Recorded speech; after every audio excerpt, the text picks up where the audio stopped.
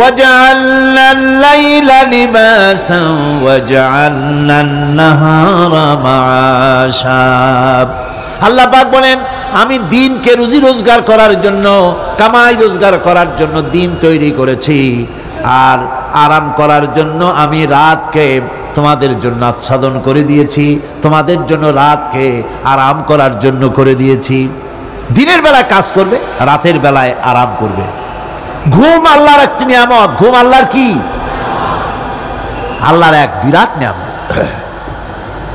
সারাদিন কাজ করার পর মানুষ যখন ঘুমায় যায়, সারাদিনের ক্লান্তি এবং শ্রান্তি সব শরীর থেকে দূর হয়ে যায়। সকালবেলায় আবার কাজ করার জন্য শরীর প্রাণবন্ত আর সজীব হয়ে যায়। এই ঘুম যার হয় না, সেই বুঝতে পারে কি নিয়ামত সে হারাইছে। আল্লাহ পাক যেন সারা জীবন যতটুকু ঘুমের স্বাস্থ্যের জন্য আমাদের প্রয়োজন, আল্লাহ যেন এই নিয়ামত থেকে আমাদেরকে বঞ্চিত না করেন। আমরা বলি আমিন। ঘুমের জন্য মানুষ ঘুমাইতে না পারলে পাগল হয়ে যায়। কি বিরাট নিয়ামত এই ঘুম আল্লাহ পাক মানুষকে দিয়েছে। আমার বন্ধুগণ, এভাবে করে আল্লাহ রাব্বুল আলামিন মানুষের একঘেয়েমি দূর করার জন্য সকাল করেছেন, দুপুর করেছেন, বিকেল করেছেন, সন্ধ্যা করেছেন, রাত করেছেন, ঘুমাবার ব্যবস্থা করেছেন, কামাই রুজির ব্যবস্থা করে দিয়েছেন, রুজি রোজগার করার ব্যবস্থা করেছেন। সব কিছু তিনি রহমান বলে, তিনি দয়াবান বলে মানুষের সব প্রয়োজন আল্লাহ পাক মিটিয়ে দিয়েছেন। আল্লাহ সুবহানাহু ওয়া তাআলা তিনি বলছেন আমার রহমতেই পৃথিবীর মাটি থেকে তোমাদের ফসল উৎপাদিত হয়। তোমরা দেখো আফারাআইতুম মা তাহরুসুন আআনতুম তাজরাউনাহু আম নাহনুজ জারিউন। জমিন থেকে ফসল কে উদ্গত করে? উদ্ভিদকে কে গজায়? তুমি গজাও না, আমি গজাই। আল্লাহ পাক বলেন সমস্ত উদ্ভিদগুলি আমি তোমাদের জন্য গজায় দেই। লাহা মা কাসাবাত ওয়া আলাইহা মাকতাসাবাত। প্রত্যেক মানুষই সেই উপার্জন অনুসারে সেখানে ফল পাবে। যেমন কর্ম তেমন ফল পাবে। ব্যক্তি হিসাবে পাবে, দল হিসাবে পাবে। তিলকা উম্মাতুন ক্বাদ খালাত লাহা মা কাসাবাত ওয়া লাকুম মা কাসাবতুম ওয়া লা তুসআলুনা আম্মা ইয়ামালুন। প্রত্যেক মানুষই তার উপার্জন অনুসারী ফল পাবে। যা সে পাবে তা নিজের উপার্জন ছাড়া আর কিছুই না, আর যে ফল পাবে সেটাও তার উপার্জন। সুতরাং কিয়ামতের দিন আল্লাহ মানুষের উপরে কোনো জুলম করবেন না, অত্যাচার করবেন না। আল্লাহ পাক তো তার বান্দার জন্য জুলুমকারী নন, ঠিক কিনা? আল্লাহ পাক বলছেন মান আমিলা সালিহান ফালিনাফসিহি ওয়া মান আসাআ ফাআলাইহা ওয়া মা রাব্বুকা বিযাল্লামিন লিল আবিদ। যে ব্যক্তি পূর্ণ কাজ করলো সে নিজের কাজে নিজের স্বার্থেই তা করলো। আমরা যে নামাজ পড়ি এটা কি আল্লাহর স্বার্থ? কথা কন, আল্লাহর স্বার্থ? সারা পৃথিবীর সমস্ত মানুষ যদি আল্লাহরে সেজদা দেয়, আল্লাহর ক্ষমতা আরো কিছু কালের জন্য বাড়বে নাকি? সমস্ত মানুষ যদি আল্লাহকে অস্বীকার করে, বিদ্রোহী ঘোষণা করে, বিদ্রোহ ঘোষণা করে, তাতে কি আল্লাহর ক্ষমতা শেষ হয়ে যাবে? নাউযুবিল্লাহি মিন যালিক। যেমন ছিলেন তেমনই থাকবেন। সুতরাং আমরা যা করি, আমরা নামাজ পড়ি নিজেদের জন্য, আল্লাহকে খুশি করার জন্য, কিন্তু কল্যাণটা আমার। কল্যাণটা কার? আমার। রোজা, হজ, যাকাত, তেলাওয়াত যা করি সব আল্লাহকে খুশি করার জন্য, কিন্তু স্বার্থ পুরাটাই আমার। আমার কল্যাণের জন্যই আমি করি। এবং আল্লাহ হচ্ছেন তিনি তোমাদের রব। ওমা রাব্বুকা বিযাল্লামিন লিল আবিদ। তোমাদের রব হচ্ছেন তিনি যিনি বান্দাদের উপরে কখনো অত্যাচার করেন না, জুলম করেন না, মেহেরবানি দিয়ে যিনি ছেয়ে রাখেন তিনি হচ্ছেন আল্লাহ পাক। সুতরাং সেই কিয়ামতের মাঠে আল্লাহ পাকের দরবারে আমাদের সকলকেই উঠতে হবে। আল্লাহ পাকের দরবারে আমাদের সামনে, আল্লাহ পাকের সামনে দাঁড়াতে হবে। সেদিন আমাদেরকে কেউ বাঁচাতে পারবে না। সেদিন আল্লাহ পাক এর দরবারে যেন আমরা আসামি না হই, সেজন্য এই পৃথিবীতে কোরআন অনুযায়ী আমাদের জীবন গড়তে হবে, সুন্নাহ অনুযায়ী জীবন গড়তে হবে। তাহলে পরকালে আল্লাহ পাকের কাছে নাজাত পাওয়া যাবে। বড় কঠিন জায়গা, বড়ই কঠিন জায়গা। এই পৃথিবীতে আসার পর আমাদের হায়াত তো বাড়ছে না, বরং হায়াত প্রতি মুহূর্তে কি হচ্ছে? লোকেরা বলে হায়াত বাড়ে, হায়াত তো বাড়ে না, হায়াত কি হয়? জন্মের পরের থেকে আমার জন্য রিজার্ভ আছে যতটুকুন, 50 বছর বাঁচবো, 60 বছর বাঁচবো, যতটুকুন হায়াত আমার জন্য নির্ধারিত করা আছে, নির্ধারণ করা আছে, প্রতিদিন একদিন করে কমে যেতেছে। এজন্য আমি বলি, আমার বাড়িতে যে ঘড়িটা আছে, এই ঘড়িটা বেলা 1টার সময় ঢং করে একটা আওয়াজ দেয়, শ্রোতাকে শুনিয়ে দেয়, বাড়িওয়ালা তোমার জীবনের মূল্যবান হায়াত থেকে 1 ঘন্টা কমায়া দিলাম। 2টার সময় 2টা ঘন্টা লাগায় শোনায় দিল, বান্দারে তোমার জীবনের মূল্যবান সময় থেকে 2টি ঘন্টা কমে গেল। এমনি করে দিন গেল, মাস গেল, বছর গেল, আমাদের হুঁশ হলো না। সময় চলে গেল তাস খেলে খেলে, সময় চলে গেল আমাদের খেলাধুলা করে, শয়তানি বদমাশি করে। সময় কতটুকুন পেলাম? কিয়ামতের দিন, বিচারের দিনটা যেটা হবে, আল্লাহ রাব্বুল আলামিন বলেন বিচারের দিনটাই লম্বা হবে 50 আলফা সানা মিম্মা তাউদ্দুন। বিচারের দিনটা লম্বা হবে কত বছর? 50,000 বছর। কত বছর? দুনিয়ায় যেভাবে তুমি হিসাব করো, দুনিয়ার গণনা অনুযায়ী হাসরের বিচারের দিনটা হবে 50,000 বছরের মতো লম্বা। এক কিতাবে দেখেছি, তিনি লিখেছেন হিসাব করে, কিয়ামতের ওই দিনটার হিসাবে 50,000 বছর একটা দিন লম্বা। ওই হিসাবে পৃথিবীতে যারা 60 বছর বাঁচলো, সেজন্য আখেরাতে 2 মিনিট দুনিয়ায় বাঁচলো। চিন্তা করেছ? মাত্র 2 মিনিট। 60 বছর যারা হায়াত পেল, 2 মিনিট বাঁচলো। এই 2 মিনিটের জন্য কত হাঙ্গামা, কত মারধর, কত সন্ত্রাস, ক্ষমতার জন্য লড়াই, ফ্যান করেঙ্গে ত্যান করেঙ্গে, লাঠিকে আন্দার মুগুর ভরেঙ্গে, শক্তির ঠেলায় অস্থির। আমার বন্ধুগণ, সময় চলে যাচ্ছে স্রোতের মতো করে, কারো জন্য সময় অপেক্ষা করতেছে না। আমাদের মৃত্যু প্রতি মুহূর্তে কাছে চলে আসতেছে। এই জন্য শায়ের বলেছেন, আগাহা আপনি মৌত সে কোই বাশার নেহি, আগাহা আপনি মৌত সে कोई बशर नहीं, सामा 100 बरस के हैं पल की खबर नहीं। মৃত্যু সম্পর্কে আমাদের কারো জানা নাই। যে কোনো মুহূর্তে মৃত্যু আমাদের কাছে এসে যেতে পারে, মৃত্যু সম্পর্কে কিছুই জানা নাই। অথচ প্রতি মুহূর্তে আমরা মৃত্যুর দিকে এগিয়ে চলছি। মাল সামান 100 বছর কি ধরে খাবো তাও জমা করে রেখেছি, কিন্তু এক মুহূর্তের খবর নাই। মাহফিলে এসেছি, বাড়ি যেতে পারবো নিশ্চয়তা নাই। আছে? বলেন আছে? যারা নিজেদের পুঁজি খাটাইছে, জীবনের পুঁজি সুদ কামাইতে খাটালো, জীবনের পুঁজি খাটালো হারাম কামাইয়ের ভিতরে, অন্যায় কাজের ভিতরে, যারা জীবনের পুঁজিকে আল্লাহর দ্বীনের কাজে লাগাতে পারে নাই, তাদের সম্পর্কে বলা হচ্ছে খাসিরাদ দুনিয়া ওয়াল আখিরাত যালিকা হুয়াল খুসরানুল মুবিন। খাসিরাদ দুনিয়া ওয়াল আখিরাত, দুনিয়াও ক্ষতিগ্রস্ত, আখিরাতেও ক্ষতিগ্রস্ত। এটা হচ্ছে তার জন্য সুস্পষ্ট ক্ষতি। এর থেকে বড় ক্ষতি আর কিছুই হতে পারে না। আল্লাহ পাক কোরআনে কারীমে অন্যত্র বলেছেন, وَنُنَزِّلُ مِنَ الْقُرْآنِ مَا هُوَ شِفَاءٌ وَرَحْمَةٌ لِّلْمُؤْمِنِينَ وَلَا يَزِيدُ الظَّالِمِينَ إِلَّا خَسَارًا। আমি এই কোরআন অবতরণের পরিক্রমায় এমন সব বিষয় অবতীর্ণ করেছি যা মুমিনদের জন্য নিরাময় এবং তাদের জন্য রহমত, আর জালিমদের জন্য ক্ষতি ছাড়া আর কিছুই বৃদ্ধি পায় না। জালিমদের জন্য ক্ষতি বৃদ্ধি পায়, আর যারা মুমিন তাদের জন্য এর মধ্যে নিরাময় আছে, এর মধ্যে রহমত আছে।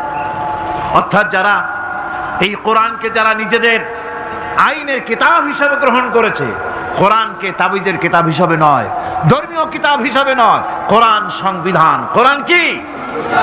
কোরআনকে যারা সংবিধান হিসাবে মেনে নিয়েছে, কোরআনকে যারা সংবিধান হিসাবে গ্রহণ করলো ব্যক্তি, পরিবার, সমাজ, রাষ্ট্রে, তাদের যাবতীয় মানসিক, বুদ্ধিবৃত্তিক, নৈতিক, তামাদ্দুনিক রোগের নিরাময় হবে, এর দ্বারা শান্তি হবে।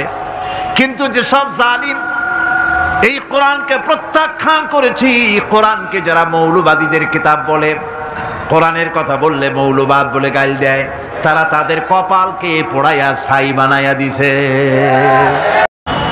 ঈমান আগে আনতে হবে।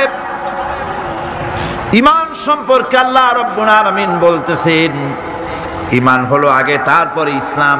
আবার ঈমান আনার আগে আবার কুফরি একটা শব্দ আছে, সেটা হলো ফামান ইয়াকফুর বিত্তাগুতি ওয়া ইউমিন বিল্লাহি ফাকাদ ইসতামসাকা বিল উরওয়াতিল উসকা লা ইনফিসামা লাহা ওয়াল্লাহু সামিউন আলীম।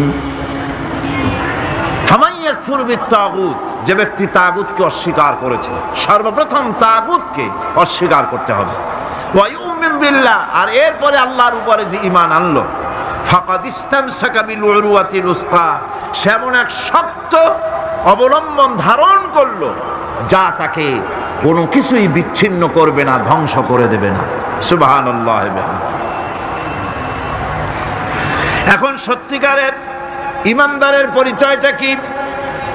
কোরআনে কারীম সত্যিকারের ঈমানদারের পরিচয় এভাবে পেশ করতেছে, ইন্নামাল মুমিনুনা আল্লাযীনা আমানু বিল্লাহি ওয়া রাসূলিহি সুম্মা লাম ইয়ারতাবু ওয়াজাহিদু বিআমওয়ালিহিম ওয়া আনফুসিহিম ফি সাবিলিল্লাহ উলাইকা হুমুস সাদিকুন। ঈমানের দাবিতে সত্যবাদী কারা? ইন্নামাল মুমিনুনা আল্লাযীনা আমানু বিল্লাহি ওয়া রাসূলিহি, সত্যিকারের মুমিন তো তারা যারা নাকি ঈমান এনেছে আল্লাহর উপর এবং রাসূলের উপরে। এই ঈমান আনার পর সুম্মা লাম ইয়ারতাবু, এরপরে কোন সন্দেহে সে নিপতিত হয় নাই, কোন সন্দেহ তার মনের মধ্যে জায়গা পায় নাই, আর সে আল্লাহর রাস্তায় জিহাদ করেছে মাল দিয়ে, জান দিয়ে। উলাইকা হুমুস সাদিকুন, এরাই হলো ঈমানের দাবিতে সত্যবাদী। সুম্মা লাম ইয়ারতাবু, অথবা এক বিন্দু সন্দেহ মনের মধ্যে জায়গা দেয় নাই। অর্থাৎ ঈমান আনছি কার উপরে? আল্লাহর উপরে। কার উপরে? আর তার রাসূলের উপরে। আল্লাহ এবং রাসূলের উপরে ঈমান আনার পর যারা আল্লাহ এবং রাসূলের বিধান জীবনের সকল ক্ষেত্রে মানতে পারে নাই, তারাই সন্দেহে নিপতিত হয়েছে। কথা বুঝতে পেরেছেন? তাদের সন্দেহ এই কোরআন মানুষের জীবন, তার সম্পদ, তার রাজনীতি, তার অর্থনীতি পরিচালনা করতে পারে না। সেই জন্য ধর্মের ব্যাপারে কোরআন মানি, ধর্মের ব্যাপারে নামাজ আর রোজা মানি, কিন্তু রাজনীতিতে ধর্ম মানি না। এটাই হলো সন্দেহ। এটাই কি? সন্দেহ, অবিশ্বাস। অপরাধীরা সেখানে অসহায় হয়ে যাবে, অপরাধীরা অসহায় হয়ে যাবে। আল্লাহ পাক বলেন, فَإِذَا جَاءَتِ الصَّاخَّةُ يَوْمَ يَفِرُّ الْمَرْءُ مِنْ أَخِيهِ وَأُمِّهِ وَأَبِيهِ وَصَاحِبَتِهِ وَبَنِيهِ। অবশেষে যখন কান ফাটানো আওয়াজ আসবে, এই আওয়াজ সেদিন মানুষ নিজের মা, বাপ, ভাই, বোন সব থেকে বিচ্ছিন্ন হয়ে যাবে। সব একের থেকে আরেকজন পালায় যাবে, হারায় যাবে, কেউ কাউকে আর খুঁজে পাবে না। সেদিন ওই কিয়ামতের মাঠে বিভীষিকাময় দৃশ্য, মানুষ হয়রান হয়ে যাবে।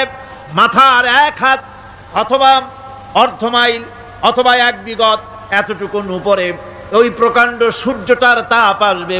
গুনাহগারের মাথার চান্দি ফেটে গিয়া মগজগুলি গলে গলে নাক কান দিয়ে বেয়ে পড়তে লাগবে। জিহ্বাটা কুকুরের মতো ঝুলে নাভিস্থল পর্যন্ত পড়ে যাবে। মাটিটা সূর্যের উত্তাপে তামার মতো গরম হয়ে যাবে। সারা হাসর জুড়ে আওয়াজ হবে, পানি পানি পানি। মানুষেরা হয়রান হয়ে যাবে সে হাসরের ময়দানে। এই চরম কষ্টের ভিতরে আল্লাহ রাব্বুল আলামিন বলেন সেদিন দুটো ভাগ হয়ে যাবে।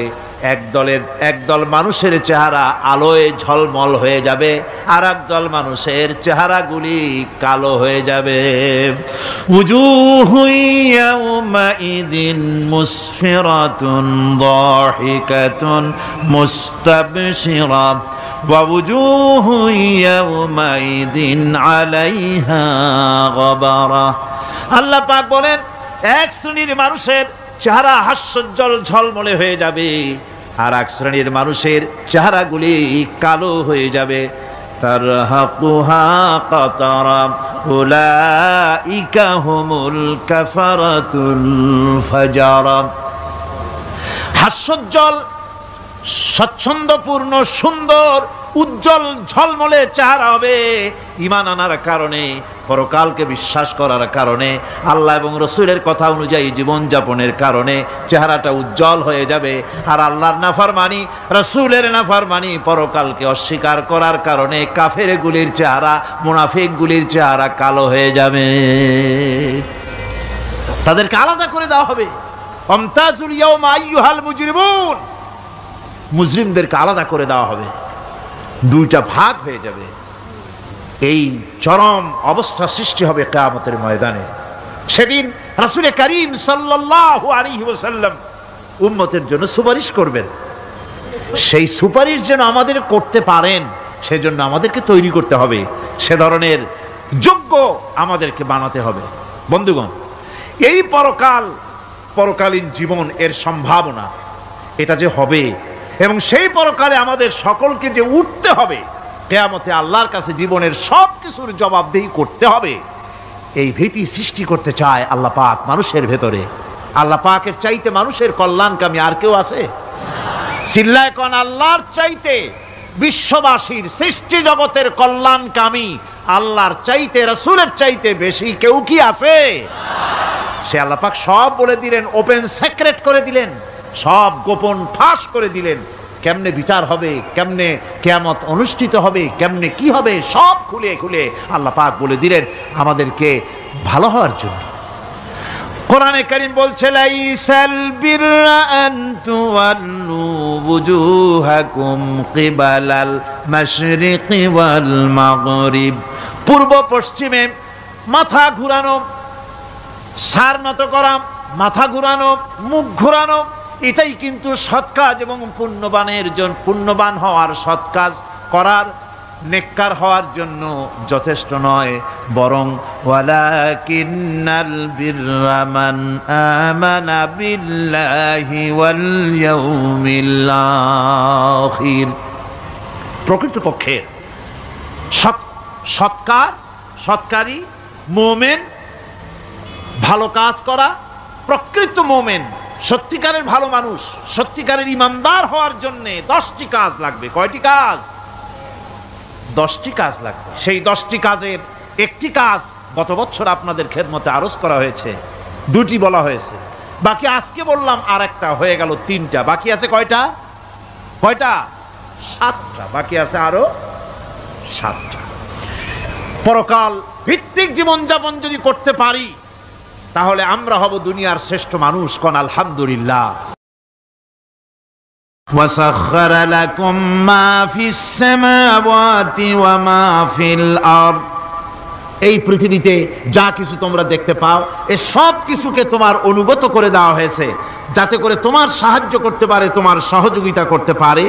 এজন্য আমি সব কিছুকে সৃষ্টি করেছি। সাখারা শব্দের অর্থ হচ্ছে যে আমি সবগুলিকে তোমাদের অনুগত করে দিয়েছি, যাতে করে তোমাদের অনুগত থাকে, অর্থাৎ তোমরা তাদের এই সমস্ত জিনিস দিয়ে তোমরা কাজ নিতে পারো।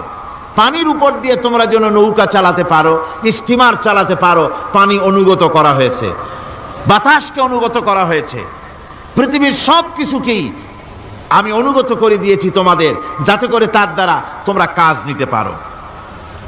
অন্যত্র আল্লাহ বলছেন আল্লাহুল্লাযী খালাকাস সামাওয়াতি ওয়াল আরদা ওয়া আনজালা মিনাস সামাই মাআন فأخرج به من الثمرات رزقا لكم। আল্লাহ হচ্ছেন তিনি, আল্লাহ রাব্বুল আলামিন হচ্ছেন তিনি যিনি আকাশ সৃষ্টি করেছেন, যিনি জমিন সৃষ্টি করেছেন এবং ঊর্ধ্বদেশ থেকে মেঘমালা থেকে তোমাদের জন্য বৃষ্টি বর্ষণ করেছেন এবং সেই বৃষ্টি দিয়ে মাটির ভিতর থেকে ফসল উদ্গত করে তোমাদের খাবারের বন্দোবস্ত করেছেন। তিনি হচ্ছেন আল্লাহ পাক। তার দয়া প্রত্যেক জায়গায় ছড়িয়ে আছে, তার দয়া নাই, রহমত নাই, এমন কোন সৃষ্টি নাই। মানুষের জন্য যা কিছু প্রয়োজন তিনি তার দয়া দিয়ে, রহমত দিয়ে তিনি তার সৃষ্টি করে দিয়েছেন। আল্লাহ পাক বলছেন ওয়াসাখখারা লাকুমুশ শামসা ওয়াল কামারা দাইবিনা ওয়াসাখখারা লাকুমুল লাইলা ওয়ান নাহার। যিনি চন্দ্র সূর্যকে সৃষ্টি করেছেন এবং এগুলিকে নিয়ন্ত্রিত করেছেন, চাঁদ সূর্যকে সৃষ্টি করে নিয়ন্ত্রিত করে দিয়েছেন, তোমাদের সমস্ত প্রয়োজন তিনি মিটিয়ে দিয়েছেন। দেখুন, চাঁদ এবং সূর্যকে আল্লাহ পাক সৃষ্টি করেছেন এবং একটা রহমত, একটা কুদরত সেই চাঁদ সূর্যের মধ্যে দান করেছেন। সূর্য যেখানে আছে, এটা যদি আল্লাহর দয়া না থাকতো, শুধু তাপ দেওয়ার জন্য সৃষ্টি করতেন আর মানুষের কল্যাণের দিকটা যদি চিন্তা না করতেন তাহলে সমস্যা হয়ে যেত। সূর্য যেখানে আছে, বিজ্ঞানীরা বলেছেন তার থেকে যদি কিছু নিচে নেমে আসতো তাহলে গোটা পৃথিবী জ্বলে পুড়ে ভস্ম হয়ে যেত। আর যেখানে আছে তার থেকে সূর্য যদি কিছু উপরে উঠে যেত তাহলে গোটা পৃথিবী হিম শীতল হয়ে পৃথিবী ফ্রিজ হয়ে যেত, মানুষ প্রাণী জগৎ মরে সব শেষ হয়ে যেত। চাঁদ যেখানে আছে, এই চাঁদ তার জায়গা থেকে কিছু উপরে যদি উঠত তাহলে পৃথিবী মরুভূমি হয়ে যেত।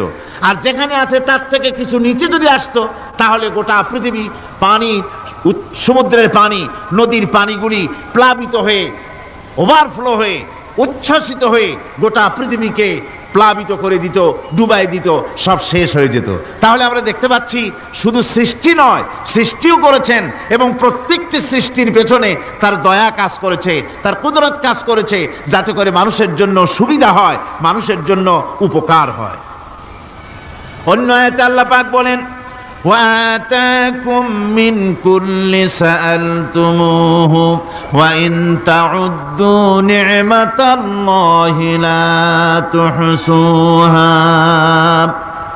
আল্লাহ পাক বলেন তিনি তোমাদের প্রতি এত দয়াবান, আল্লাহ তোমাদের প্রতি এত দয়া রাখেন, এত মেহেরবানি করেন যে তোমাদের সমস্ত চাহিদা তিনি পূরণ করেছেন। তোমাদের জীবনে যা দরকার সব তিনি পূরণ করেছেন, এত পূরণ করেছেন তোমরা যদি আল্লাহ পাকের নেয়ামতগুলি যদি গণনা করো, ওয়া ইন তাউদ্দু নি'মাতাল্লাহি লা তুহসুহা, আমার নিয়ামতগুলি যদি গুনতে থাকো গুনে গুনে আমার নিয়ামত শেষ করতে পারবে না। সুবহানাল্লাহ বিহামদি, আমার নিয়ামত গুনে শেষ করতে পারবে না, এত নিয়ামত আমি আল্লাহ রাব্বুল আলামিন দান করেছি। সুতরাং প্রকৃত কথা হচ্ছে যে মানুষ বড় অকৃতজ্ঞ, মানুষ সমস্ত নিয়ামতকে, নিয়ামতের শুকর আদায় করে না, নিয়ামত বোঝেও না। উলাইকা কাল আনাম, চোখ আছে, চোখ দিয়া সব দেখে কিন্তু আল্লাহর নিয়ামতগুলি দেখে উপলব্ধি করার ক্ষমতা নাই। খায় জনমের খাওয়া, কিন্তু খাওয়ার পরে কার খানা খাইলো, কার দেওয়া খানা খেলো, এরপরে এতটুকুন শুকরিয়াও আদায় করে না। তো চোখ থাকতে দেখে না, অন্তর থাকতে চিন্তা করে না, কান থাকতে হক শোনে না। আল্লাহ পাক বলেছেন উলাইকা কাল আনাম, এরা হলো জানোয়ারের মতো। কিসের মতো বলুন? আল্লাহ বলেন না বালহুম আদাল, শুধু জানোয়ারের মতো না, বরং জানোয়ারের চাইতেও নিকৃষ্ট। জোরে কোন নাউজুবিল্লাহ। যাদের চোখ থাকতে দেখলো না, কান থাকতে শুনলো না, অন্তঃকরণ থাকতে বিবেচনা করলো না, এরা চতুষ্পদ জানোয়ারের মতো। আল্লাহ পাক বলছেন আর রহমান আল্লামাল কোরআন, এ কোরআন শিক্ষা দিয়েছেন রহমান, যিনি দয়ার সাগর, যিনি মানুষের সব প্রয়োজন মিটিয়েছেন। কোরআনের মতো একটা বড় প্রয়োজন তিনি মিটাবেন না, তা কি হতে পারে? জোরে কোন হতে পারে? মানুষ সৃষ্টি করলেন অথচ মানুষের চলার পথ দিলেন না। মানুষ সৃষ্টি করলেন, মানুষ কোন পথে চলবে, কি করলে আল্লাহ রাজি হবেন, কি করলে বেহেশতে যাব, কি করলে শান্তিতে থাকবো দুনিয়ায়, এর কোনো পরিকল্পনা তিনি দিলেন না। তিনি শুধু বললেন নামাজ পড়ো, রোজা রাখো, আর তা যদি না করো কিয়ামতে জাহান্নামে যাবা। আল্লাহ কি এইভাবে জালিম? আল্লাহ এরকম জালিম? ওয়ামাল্লাহু বিযাল্লামিল লিল আবিদ। আল্লাহ পাক বলেছেন আমি আমার বান্দার জন্য জালিম নই, আমি বান্দার উপর জুলম করি না। আল্লাহ পাক রহমান, তিনি আমাদের পথ দেখিয়েছেন। তিনি কি সুন্দর, কত রহমত তার, কত দয়া। রহমান নাম দিয়ে সূরাটি শুরু করেছেন। এ কোরআন শিক্ষা দিয়েছেন তিনি, যিনি দয়াবান। আল্লাহ রাব্বুল আলামিন বলেন আল্লাযী জাআলা লাকুমুল আরদা মাহাদান ওয়া জাআলা লাকুম ফীহা সুবুলান লাআল্লাকুম তাহতাদুন। তিনি আল্লাহ যিনি তোমাদের জন্য এই পৃথিবীটাকে সমতল করেছেন, এই পৃথিবীটাকে সুন্দর করেছেন, সমতল করে দিয়েছেন। আর তোমাদের চলার জন্য তিনি রাস্তা তৈরি করেছেন, সমতল জমিনের উপরে করে দিয়েছেন, পৃথিবীটাকে সমতল করেছেন, মাটিটাকে সুন্দর করেছেন, রহমত করেছেন। তিনি পৃথিবীর মানুষকে বসবাসের জন্য একটা পৃথিবী বানালেন, কিন্তু সেই পৃথিবীতে সেই মাটিটা এমন হলো যেখানে এত শক্ত যা বিল্ডিং করা যায় না, যেখানে মাটি খোসা যায় না, জমিন চাষ করা যায় না। জমিনকে এরকম শক্ত? জোরে বলেন, এরকম শক্ত? এরকম শক্ত না। আবার বৃষ্টি পড়লে যে কাদা হয়, ওই রকম যদি জনমের মতো আল্লাহ কাদা বানায় দিতেন যে মানুষ দাঁড়াইতেই পারে না, কাদার মধ্যে ডুবে যায়, এরকম যদি অবস্থা হতো তাহলে এই পৃথিবীর এই জমিনের উপরে মানুষ বাড়ি ঘর বানাইতে পারতো না। ঠিক কিনা কন? আল্লাহ পাক বলছেন আমি একটা ভারসাম্যের মাধ্যমে এই পৃথিবীকে, এই জমিনকে সৃষ্টি করছি, এবং এই জমিন যেন তোমাকে নিয়ে নড়াচড়া করতে না পারে সেজন্য আমি পাহাড় দিয়েছি। পাহাড়গুলিকে কিলকের মতো, পেরেকের মতো খিল মেরে দিয়ে পৃথিবীটার ভারসাম্য রক্ষা করেছি, যাতে করে তোমাকে নিয়ে টালমাটাল হতে না পারে। এই সুন্দর করে পৃথিবীটা বানালাম। তারপরে وَلَقَدْ مَكَّنَّاكُمْ فِي الْأَرْضِ وَجَعَلْنَا لَكُمْ فِيهَا مَعَائِشَ قَلِيلًا مَا تَشْكُرُونَ। আল্লাহ পাক বলেন আবার দেখো, এই জমিনে আমি তোমাদেরকে প্রতিষ্ঠিত করেছি, আর জমিনের উপরে তোমরা যাতে রুজি রোজগার করতে পারো সে ব্যবস্থাও আমি করে দিয়েছি। জমিন সৃষ্টি করেছি, আবার রুজি রোজগার করবে সে ব্যবস্থাও আমি তোমাদের জন্য করে দিয়েছি। এই পৃথিবী তুমি চাষাবাদ করবে, তাতে ফসল হবে সে ব্যবস্থা করে দিয়েছি, বাড়িঘর বানাবে সে ব্যবস্থা করে দিয়েছি। তারপরে পৃথিবীর এ মাটির নিচে তোমার জন্য সম্পদ রেখেছি, সমুদ্র, সমুদ্রের ভিতরে, নদীর ভিতরে, সেখানেও তোমার জন্য সম্পদ রেখেছি। আমি রহমান সব প্রয়োজন মিটিয়েছি। শুধু এর জন্য নয় যে সৃষ্টি করলাম, ইবাদত করলাম আর জাহান্নামে পাঠিয়ে দিলাম, তা তো না। তোমাকে আমি সৃষ্টি করেছি, তোমার প্রয়োজন, যত প্রয়োজন তোমার ছিল জীবনে, সমস্ত প্রয়োজনগুলি আমি মিটিয়েছি। আল্লাহ পাক বলছেন وَهُوَ الَّذِي سَخَّرَ الْبَحْرَ لِتَأْكُلُوا مِنْهُ لَحْمًا طَرِيًّا وَتَسْتَخْرِجُوا مِنْهُ حِلْيَةً تَلْبَسُونَهَا। আল্লাহ পাক বলেন এই সমুদ্রকে আমি আল্লাহ তোমার নিয়ন্ত্রিত, তোমার নিয়ন্ত্রণাধীন করে দিয়েছি সমুদ্রকে, আর তার ভিতরে তাজা মাংস, তাজা গোশত তোমার জন্য রেখেছি, খাবার রেখেছি। আবার তুমি পরিধান করতে পারো এমন জিনিসও, ব্যবহারের জিনিস সমুদ্রের মধ্যে রেখে দিয়েছি। তার মানে হলো সমুদ্রের ভেতরে, তার ভিতরে মাছ রয়েছে, টাটকা মাছ আছে, মণিমুক্তা আছে। স্থলভাগে পৃথিবীর মাটির উপরে যত জিনিস আছে, যত নিয়ামত আছে, সমুদ্রের তলদেশে তার কোনো অংশে কম নাই, বরং তার থেকে আরো বেশি আছে। মাটির উপরে যত নিয়ামত আছে, সম্পদ আছে, মাটির তলায় তার থেকে কোনো অংশে কম নাই। অনেক নিয়ামত মাটির তলায় আছে, খনিজ দ্রব্যগুলি মাটির তলায় থাকে। সমুদ্রের তলদেশে অসংখ্য নিয়ামত আল্লাহ রাব্বুল আলামিন রেখেছেন। বলছেন আমি হচ্ছে রহমান, আমার দয়ায় ভরা, আমি তোমার সমস্ত প্রয়োজন আমি আমার দয়া দিয়ে আমি মিটিয়েছি। আমার ভাইরা, আল্লাহ সুবহানাহু ওয়া তাআলা তিনি হচ্ছেন রহমান, তিনি হচ্ছেন রহমান। জোরে বলেন তিনি কি? দয়ার সাগর, যিনি মানুষের সমস্ত প্রয়োজন মিটিয়েছেন, তিনি কোরআন অবতীর্ণ করেছেন। আমি আল্লাহর দয়ার কথা, রহমান শব্দের ব্যাখ্যা আপনাদের সামনে করে সামনে এগোচ্ছি। আল্লাহ পাক বলছেন যে আমি এই পৃথিবী সৃষ্টি করলাম, মাটিতে তোমাদের জন্য চতুষ্পদ জন্তু সৃষ্টি করেছি, বাতাসের উপরে পাখিরা সাঁতার কাটছে, আর পানির ভিতরে মৎস্যরাজি রয়েছে।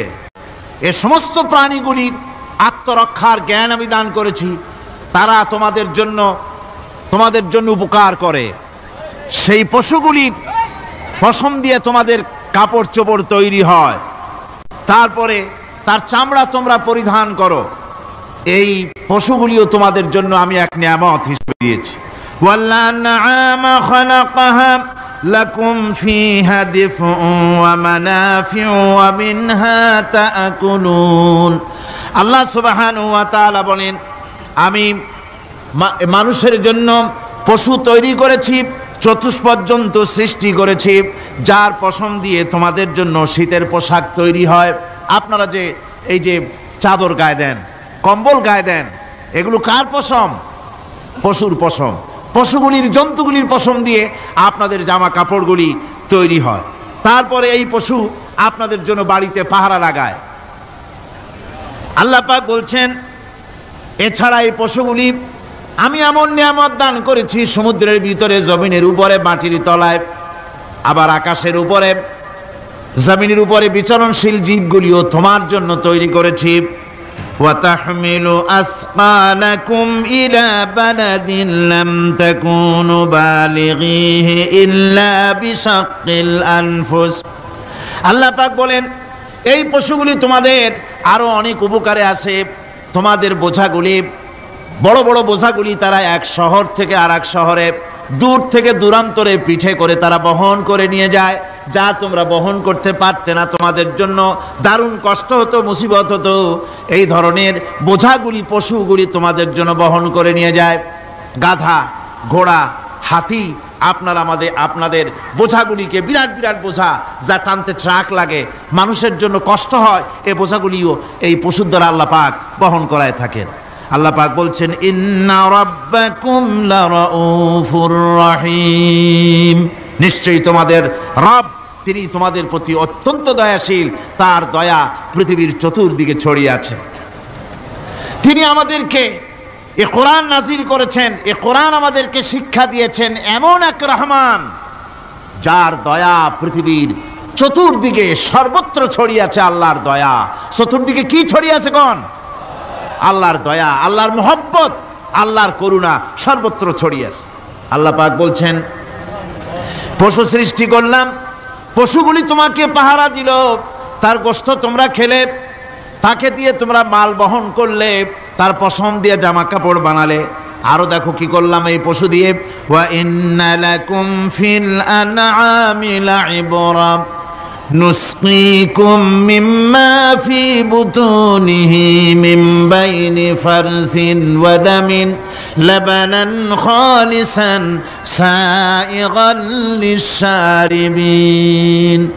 আল্লাহ রাব্বুল আলামিন বলেন, চতুষ্পদ জীবের মধ্যে বুদ্ধিমান ব্যক্তিদের জন্য নিদর্শন রয়েছে। যারা বুদ্ধিমান তাদের জন্য নিদর্শন রয়েছে। দেখো, তোমার গাভীগুলি, এগুলি জমিনের ঘাস খেলো, এই ঘাস খাওয়ার পর তার শরীরের ভিতরে রক্ত তৈরি হলো, পেশাব হলো, ময়লা হলো। সেই পেশাব, ময়লা, রক্ত ইত্যাদির ভেতর থেকে আমি তোমাদের জন্য দুধ তৈরি করে দিলাম। যেখান থেকে পেশাব বের হলো, পায়খানা বের হলো, তার পাশের থেকে স্বচ্ছ, সুন্দর, সুমিষ্ট, সুস্বাদু দুধ আমি তোমাদের জন্য বের করে দিলাম। সুবহানাল্লাহ বিহামদিহি। দেখুন, এই দুধ আল্লাহ পাক তৈরি করলেন। কাগজ তৈরি হয় যে মিল, কলকারখানায়, পেপার মিল। আপনারা যদি কোনো পেপার মিলে যান তো যে দেখবেন, কাগজ তৈরি হয় গাছ দিয়ে। এই গাছগুলি মিলের মধ্যে, মেশিনের মধ্যে ঢুকানো হয়। মেশিনের ভিতরে গাছটা ঢুকে মেশিনের তাপে, বৈদ্যুতিক তাপে এই গাছগুলি গলে যায়, পানি হয়ে যায়। তারপরে ছাকনা থাকে, নেট থাকে, কয়েকটা নেট থাকে। সেই ছাকনাগুলির ভিতর থেকে ছেঁকে এরপরে সেই পানিটা চলে আসে প্লেটের উপরে। এসে আস্তে আস্তে শক্ত হতে হতে সেটা কাগজে পরিণত হয়ে যায়, পানিটা আস্তে আস্তে কাগজে পরিণত হয়ে যায়। তো এই কাগজ তৈরি করতে গিয়ে কাগজটা থেকে যে ছাকনাগুলি দেওয়া হলো, নেট দেওয়া হলো, যাতে করে কোনো আবর্জনা না যায়, সেজন্য এতগুলি নেট সিস্টেম আছে, এতগুলি ছাকনার সিস্টেম আছে। কিন্তু তারপরেও এত সাবধানতা সত্ত্বেও আমরা দেখি কাগজে লিখতে গেলে কাগজের মধ্যে নিপের সাথে অ্যাক্সিডেন্ট হয়ে যায়, এ ধরনের আবর্জনা কাগজের মধ্যে দুই একটা থেকে যায়, অনেক কাগজের মধ্যে এরকম পাওয়া যায়, যায় কিনা ভাই? এবার আপনি দেখেন, কাগজ তৈরি করার জন্য মিল কলকারখানার ভিতরে পেপার মিলে এতগুলো নেটের ব্যবস্থা থাকে, ছাকনার ব্যবস্থা থাকে, তারপরেও আবর্জনা কিছু কাগজের মধ্যে চলে আসে, দুই একটা থেকে যায়। কিন্তু ঘাস খেলো, কুটা খেলো, খড় খেলো, ভুসি খেলো, তুষি খেলো, গাবিতে খেলো, খাওয়ার পরে আল্লাহ রাব্বুল আলামিন এ দিয়ে দুধ বানালেন, এ দিয়ে পায়খানা হলো, পেশাব হলো, রক্ত হলো। দুধ যখন দহন করলেন, দুধ দহন করার সময় একটা ঘাসের কণাও কি তার মধ্যে পেয়েছেন? পাওয়া গেছে? যায় নাই। অথচ দুধ থাকে যে বাটের মধ্যে, ওটা কি বলেন? ওলান বলে নাকি? যে ওলানের ভিতরে দুধ থাকে, ওইটা কাটে দেখেন, জবাহ করে, গরু জবাহ করে ওলানটা কাটে দেখেন, ওর ভিতরে কোনো নেট আছে, কোনো জাল আছে, কোনো ছাকনার ব্যবস্থা আছে? কিচ্ছু নাই। সুবহানাল্লাহ কইতে ইচ্ছে করে না ভাইরা? আল্লাহ রাব্বুল আলামিন বলেন, এইভাবে করে পশুর ভিতরে তোমার জন্য কত, এক পশুতে কত উপকার করলাম, গোশত খাওয়ালাম, চামড়া দিয়া জামা বানায় দিলাম।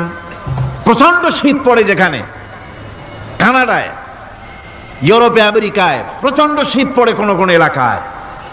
দক্ষিণ আমেরিকায় কানাডার একটা এলাকা আছে যেখানে এবার আমি সফর করে এসেছি। 12 মাস বরফ পড়ে সেখানে, বরফ আর বরফ ছাড়া কিছু নাই, সমস্ত রাস্তাঘাট সব বরফ আর বরফ। সেখানে এই প্রচন্ড শীতের ভিতরে মানুষ কিভাবে থাকবে? সুতা দিয়া তৈরি করা কাপড়ে শীত কিছুতেই মানতে পারে না। আমি তো গেছি এমন এক জায়গায়, কানাডা এবং আমেরিকায় যেখানে ছিলাম, সেখানে শীত ছিল -11 টেম্পারেচার, -11। এখন বোঝেন যে ঠান্ডাটা কি পরিমাণ।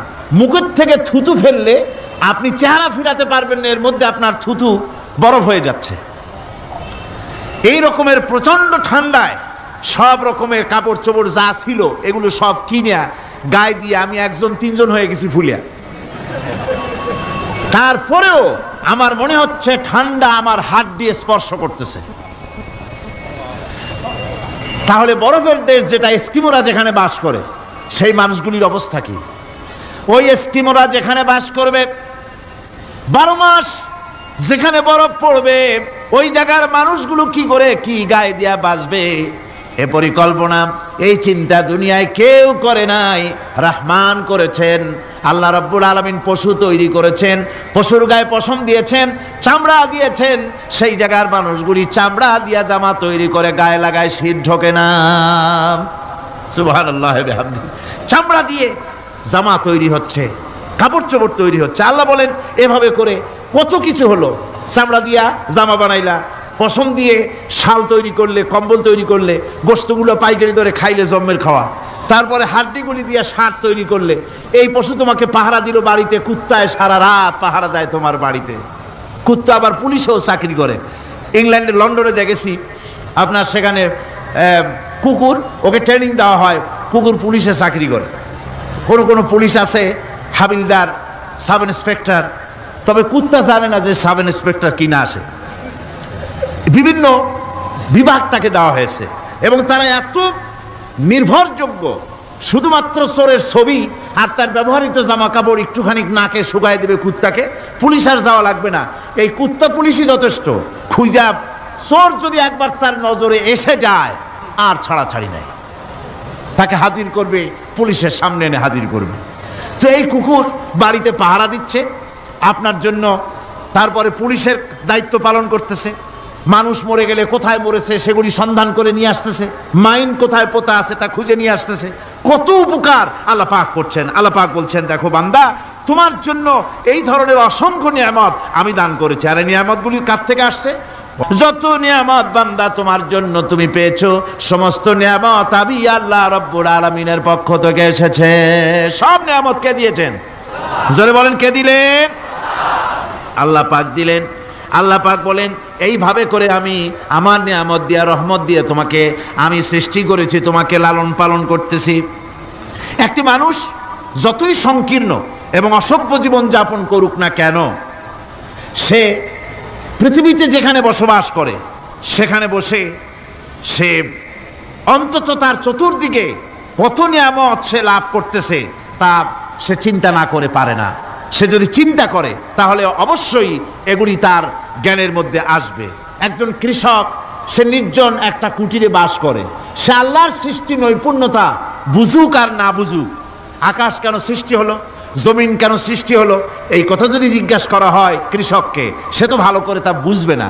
কিন্তু অন্তত এতটুকুন কথা একটা মূর্খ, একজন চাষি যে প্রত্যন্ত একটা অঞ্চলে বাস করে, একটা নিবিড় পল্লীতে বাস করে, অজ পাড়াগায় বাস করে, কোনো শিক্ষার আলো পৌঁছায় নাই, স্কুল নাই, কলেজ নাই, বিদ্যুৎ নাই, হসপিটাল নাই, রাস্তা নাই, টেলিফোনের ব্যবস্থা নাই, এমন একটা জায়গায় একটা নিরেট, একটা মূর্খ, একটা চাষি একটা ঘরের মধ্যে বাস করে। সে পৃথিবীর আল্লাহর সৃষ্টি নৈপুণ্যতা আর কিছু বুঝুক আর না বুঝুক, এতটুকুন কথা তো সে বোঝে যে আমি যদি অসুস্থ হই তাহলে এই গাছপালার পাতা শিকড় বেটে খেলে আমি রোগমুক্ত হয়ে যাই।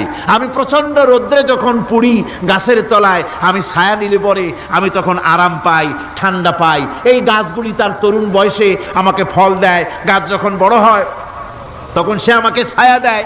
এই গাছের তক্তাগুলি দিয়ে, গাছ দিয়ে কাঠ হয়, তা দিয়ে তক্তা হয়, তা দিয়ে খুঁটি হয়, তা দিয়ে আড়া হয়, তা দিয়ে নৌকা হয় ইত্যাদি সে বুঝতে পারে। তাছাড়া এই গাছ যখন বুড়ো হয়ে গেল, শুকিয়ে গেল, তখন এই গাছ দিয়ে আগুন জ্বালায়া আমি রান্না বান্না করি, গাছ এত আমার উপকার করছে, তার দ্বারা উত্তাপ পাই, আলো পাই, এত কিছু পাই। একটা মূর্খ লোকও চিন্তা করলে এতগুলি জিনিস সে অনুভব করতে পারে, এবং এরপরে তার চিন্তা চলে যায় যে এই সমস্ত নিয়ামত এমনি এমনি হয় নাই, নিঃসন্দেহে একজন এগুলি সৃষ্টি করেছেন, তার নাম আল্লাহ। তার নাম কি? তার নাম রহমান। যারা বলেন তার নাম কি? রহমান। তিনি সৃষ্টি করেছেন, তিনি এগুলি দান করেছেন। এই বৃক্ষরাজি আল্লাহ পাক বলছেন নিল্লাযী জাআলা লাকুম মিনাশ শাজারিল আখদারি নারান ফাইযা আনতুম মিনহু তুকিদুন। আল্লাহ রাব্বুল আলামিন বলেন, সেই দয়াময় আল্লাহ রাব্বুল আলামিন গাছ সৃষ্টি করেছেন, আর এই গাছগুলি সৃষ্টি করে দিয়েছেন তোমাদের কাজের জন্য, যা দিয়ে তোমরা আগুন জ্বালাও, চুলা জ্বালাও, রান্না বান্নার কাজ করো। ওয়া রাহমাতি ওয়াসিআত কুল্লা শাই, আমার রহমত ঘিরে আছে আমার গোটা পৃথিবীকে, সর্বত্র আমার রহমত আর রহমত। এই কোরআন শরীফ শিক্ষা দিয়েছেন তিনি আর রহমান আল্লামাল কোরআন। এই কোরআন শিক্ষা দিয়েছেন সেই মহান আল্লাহ রাব্বুল আলামিন, যিনি হচ্ছেন রহমান, যার দয়া দিয়ে গোটা পৃথিবী পরিব্যাপ্ত হয়ে আছে। এক মুহূর্তের জন্য চিন্তা করুন, এক মুহূর্তের জন্য চিন্তা করুন, আল্লাহ পাকের দয়া যদি না থাকতো তাহলে কি অবস্থা হতো? এই পৃথিবী আছে কিন্তু কোনো সৌন্দর্য নাই, আকাশ আছে কিন্তু কোনো তারকা নাই, তারকা আছে কিন্তু তাতে কোনো আলো নাই, গাছ আছে কিন্তু তাতে কোনো সবুজ শ্যামলিমা নাই, আওয়াজ আছে কিন্তু তাতে কোনো সুর নাই, মানুষ আছে কিন্তু তার দেহের মধ্যে কোনো ঐক্য নাই। এই জাতীয় একটা পৃথিবীর চিন্তা মানুষ করতে পারে না, এটা একটা কবরস্থানের মতো অবস্থা হয়ে যাবে। আল্লাহ পাক বলছেন দেখো আকাশ বানাইছি, আবার সেই আকাশ দেখতে যেন সুন্দর হয় সেজন্য তারকা প্রদীপ দিয়ে আকাশকে সাজাইছি। যেরকম সুবহানাল্লাহ। আল্লাহ রাব্বুল আলামিন বলেন ওয়ালাকাদ যায়্যানাস সামাআদ দুনিয়া বিমাসাবিহ। আল্লাহ পাক বলেন এই দুনিয়ার আকাশ খানিকে তারকা প্রদীপ দিয়া সাজায় রেখেছি মনের মতন, দেখো তুমি তাকাইয়া কি সুন্দর করে নয়ন অবিরাম দৃশ্য আকাশ বানালাম, চতুর্দিকে তারকা রাত্রে ফুটে উঠল, যা দেখলে মানুষের নজর, মানুষের সুন্দর, তার চক্ষু শীতল হয়ে যায়। জোরে বলেন সুবহানাল্লাহ। সুন্দর করে এই আকাশটাকে আমি সাজিয়েছি। তারপরে আল্লাযী খালাকা সাবআ সামাওয়াতিন তিবাকা মা তারা মিন খালকির রহমানি মিন তাফাবুত। স্রষ্টা তিনি সপ্ত আকাশ রচিলেন থরে থরে, কোনো ত্রুটি হেরিবে না তার পূর্ণ সৃজন পরে। চাহো তুমি তার সৃষ্টি পানে, দেখো কিছু ভুল চোখ, ফেরাও তোমার নয়ন খানি, ফেরাও তোমার মুখ। অক্ষমহীন দৃষ্টি তোমার সৃষ্টিতে পাবে ফাঁকি, ফিরাও তোমার নয়ন খানি, ফিরাও কাঙ্গালাখি। আল্লাহ পাক বলেন আমার আকাশের দিকে তাকাও, বারবার তাকাও, সূর্যের দিকে তাকাও, চন্দ্রের দিকে তাকাও, গাছপালার দিকে তাকাও, তাকায় দেখো কোনো ভুল আছে নাকি, ভালো করে দেখো কোনো ভুল আছে নাকি। আল্লাহ পাক বলেন আবার তাকাও, দেখতে দেখতে তোমার চক্ষু দুর্বল হয়ে তোমার কাছেই ফিরে আসবে, আমার সৃষ্টি নৈপুণ্যতার ভিতরে কোনো ভুল পাবে না। সুবহানাল্লাহ। একজন দরবেশ সাহেব তিনি একবার এই সূরার পড়তেছিলেন, মুখস্থ তেলাওয়াত করতেছিলেন, একটা গাছের তলায় বসে, একটা বট গাছের তলায় বসে এটা তেলাওয়াত করতেছিলেন। যখন তিনি পড়লেন হাল তারা মিন ফুতুর, আমার সৃষ্টি নৈপুণ্যতার ভিতরে কোনো ভুল পাওয়া যায় নাকি। দরবেশ সাহেব চিত হয়ে শুয়ে শুয়ে তেলাওয়াত করতেছেন আর বলছেন আল্লাহ রাব্বুল আলামিন, তোমার সৃষ্টি নৈপুণ্যতার ভিতরে কোনো ভুল ধরার ক্ষমতা তো কোনো মানুষের নাই। তবে একটা জিনিস আমার নজরে পড়ল, এই যে বিরাট বট গাছটা, পৃথিবীতে যত গাছ আছে যেমন গাছ তেমন ফল, তাল গাছটা যেমন ফলও তেমন, নারকেল গাছটা যেমন ফলটাও তেমন, কিন্তু এত বড় বিশাল বট গাছ ফল হতেছে ছোট্ট ছোট্ট ট্যাবলেটের মতো। গাছটা যেমন ফলটা তেমন হয় নাই। আল্লাহ এটা ভুল না, তুমি বলেছো যে দেখো কোনো ভুল টুল আছে নাকি, তো ভুল তো না, আমার চোখে এটা লাগলো, যেমন গাছ তেমন ফল হয় না। দরবেশ সাহেব চিত হয়ে শুয়ে শুয়ে তেলাওয়াত করছেন, মনের মধ্যে এই চিন্তা আসলো গাছটা যেমন তেমন ফলটা হলো না। দরবেশ সাহেব বলেন এই চিন্তা করতেছি, হঠাৎ করে একটা দমকা হাওয়া বয়ে গেল, ডালে ডালে বাড়ি লেগে গেল, একটা আদা পাকা বটের ফল অনেক উপর থেকে বৃন্তচ্যুত হয়ে চট করে এসে আমার নাকের উপরে ফট করে পড়ল। নাকের উপরে এমন ভাবে পড়ছে নাকটা জ্বলে উঠছে। আমি সেজদায় পড়ে গেলাম। দরবেশ সাহেব বলেন আমি সেজদায় পড়ে গেলাম, চোখের পানি ফেলে আল্লাহর দরবারে মাপ চাইলাম, বললাম রব্বুল আলামিন, তোমার কোনো জিনিসের ভিতরে কোনো খুঁত নাই, নিখুঁত জিনিস তুমি বানাইছো, কোনো ভুল নাই। আমি চিন্তা করেছিলাম নারকেল গাছ যেমন তার ফলও তেমন, তাল গাছ যেমন তার ফলও তেমন, বট গাছটা যেমন তেমন ফল।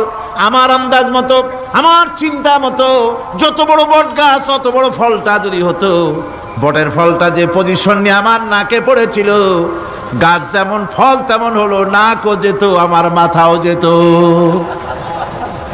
আল্লাহ রাব্বুল আলামিন বলেন দেখো বান্দা, আমার সৃষ্টি নৈপুণ্যতার মধ্যে কোনো ভুল পাবে না। সুবহানাল্লাহ বিহামদি, কোনো ভুল নাই, বারবার তাকাও, কোনো ভুল পাবে না। আল্লাহ সুবহানাহু ওয়া তাআলা সুন্দর করে বানিয়েছেন, যা দেখবেন শুধু সুন্দর আর সুন্দর। সুবহানাল্লাহ বলে, শুধুই সুন্দর। ফুলের সৌন্দর্য দেখেন, গাছের সৌন্দর্য দেখেন, জমিনের সৌন্দর্য দেখেন, পাখির সৌন্দর্য দেখেন। আল্লাহ পাক যা বানালেন সবগুলিকে আল্লাহ পাক সুন্দর করে করে সৃষ্টি করেছেন, সব গুছিয়ে গুছিয়ে সুন্দর করে করে বানিয়েছেন, অসুন্দর করে কিছু বানান নাই। ফুল দেখতে কত সুন্দর, ফুলের থেকে ফল হয়, সে ফল হওয়ার জন্য ফুলের পুংকেশর আর স্ত্রী কেশরের মিলন ঘটতে হয়। তো ফুল তো আর চলতে পারে না, এই মিলনটা কেমনে হবে? এই জন্য আল্লাহ পাকের রুচি দেখেন, আল্লাহ পাকের রহমত দেখেন, আল্লাহর কুদরত চিন্তা করুন। সুবহানাল্লাহ বিহামদিহি। ফুল সুন্দর জিনিস, ফুলের চাইতে আর কিছু সুন্দর আছে নাকি? এত সুন্দর ফুল, এই পুংকেশর এবং স্ত্রী কেশরের বিনিময়টা কে করবে? এইটা করার জন্য আল্লাহ পাক এই দায়িত্ব তেলাপোকাকে দেন নাই, দিছেন নাকি? আরশোলাকে দিছেন, সার পোকাকে দিছেন, উই পোকাকে দিছেন, তাতে ফুলের ইজ্জত নয়। ফুল যেমন সুন্দর, আল্লাহর রুচি, আল্লাহ রাব্বুল আলামিনের সৌন্দর্য বোধ কত বিরাট, কত মহান আল্লাহ পাক। ফুল যেমন সুন্দর, ওই সুন্দর ফুলের উপরে তেলাপোকা পড়লে ফুলের সৌন্দর্য নষ্ট হবে। এজন্য আল্লাহ পাক ফুল যেমন সুন্দর, ওই পুংকেশর আর স্ত্রী কেশরের মিলন ঘটাবার জন্য রব্বুল আলামিন সুন্দর প্রজাপতির ব্যবস্থা করেছেন। ফুলও যেমন সুন্দর, প্রজাপতিও সুন্দর। প্রজাপতির ডানায় কোন শিল্পী কোন তুলি দিয়ে এত রং লাগালো? সুবহানাল্লাহ বিহামদিহি, সুবহানাল্লাহ বিহামদিহি। কি সুন্দর প্রজাপতি আল্লাহ তৈরি করলেন। আল্লাহ পাক বলছেন এমনি সুন্দর করে বানালাম, মানুষ বানাইছি, সে মানুষের সৌন্দর্য দেখো।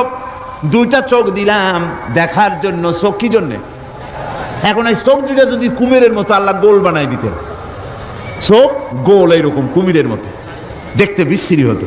চোখ দুটোকে আল্লাহ টানা টানা করেছেন, চোখের উপরে ভুরু লাগিয়েছেন, তাতে আবার পশম দিয়েছেন, চোখে পিসি দিয়েছেন, চোখের ভিতরে মণিটা কালো করেছেন, তার চতুর্দিকে সাদা অংশকে নীলাভ করেছেন যাতে কালোটা আরো ফুটে ওঠে।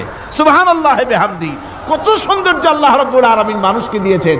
আল্লাহর রহমতের ওয়াজ সারা বছর করলেও তো ফুরাবে না। এত রহমত, এত দয়া আল্লাহ সুবহানাহু ওয়া তাআলা। মানুষ আল্লাহ কি সুন্দর করে বানালেন। একবার একজন দরবেশ সাহেব রাস্তা দিয়ে যাচ্ছেন, প্রতিমধ্যে তিনি দেখতে পেলেন নদী থেকে এক কলসি পানি নিয়ে এক যুবতী সুন্দরী মেয়ে রাস্তা বেয়ে যেতেছে। দরবেশ সাহেব দাঁড়ায় গেলেন আর ওই যুবতীর দিকে এক নজরে তাকায় আছেন, চোখে পলক দেয় না। এরপরে যুবতী থমকে দাঁড়ায় গেল। আধা বুড়া মানুষ, দাড়ি অর্ধেক পাইকে গেছে, দেখতে দেখায় খুব বুজুর্গ মানুষ, কিন্তু রাস্তায় আমার একা পাইয়া এমনি করে তাকিয়ে আছে আর চোখ দিয়েও তো পানি পড়ে। ব্যাপারটা কি? দরবেশ কাঁদে কেন? প্রতিমধ্যে আমাকে একা পেয়ে দরবেশ কাঁদে কেন, তাকিয়ে আছে কেন? মহিলার চিন্তা জাগলো। শেখ সাদী রহমতুল্লাহ আলাইহি ঘটনা লিখেছেন, বাংলা কবিতার অনুবাদ করেছেন। একদা সুখদায়ক প্রমোদা বদন, দর্শন করি মম ঝরিল নয়ন। হেসে কহে সেরূপসী সবিস্ময় মন, কহ দেখি মহাশয় কহ কি কারণ। বিষয় বিরাগী তুমি ভুবনে প্রচার, কি হেতু জন্মিল তব মানস বিকার।